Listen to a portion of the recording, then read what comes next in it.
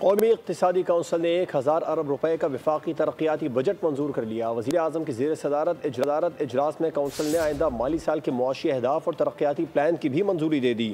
بلوچستان میں اہم شاہراہ N25 کے لیے بجٹ میں کٹوتی کر دی گئی۔ برآمدات کا ہدف $35 ارب مقرر کرنے کی منظوری بھی دی گئی۔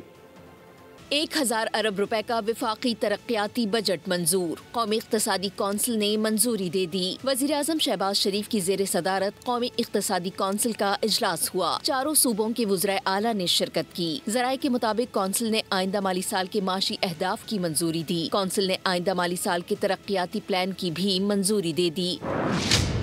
اقتصادی کونسل نے آئندہ مالی سال کے لیے 4.2% GDP گروتھ کی منظوری دی، جبکہ بلوچستان میں N25 کے لیے بجٹ میں کٹوتی کر دی گئی۔ N25 کے لیے 120 ارب کے بجائے 100 ارب روپے کا پیکیج منظور ہوا، جبکہ برآمدات کا ہدف $35 ارب مقرر کرنے کی منظوری بھی دی گئی۔ اجلاس میں قومی ترقیاتی پلان PSDP میکرو اکنامک اہداف کا جائزہ لیا گیا۔ اجلاس میں نئے مالی سال کی معاشی شرح نمو، زراعت، صنعت، سروسز سیکٹر کے اہداف کی منظوری سے متعلق مشاورت کی گئی۔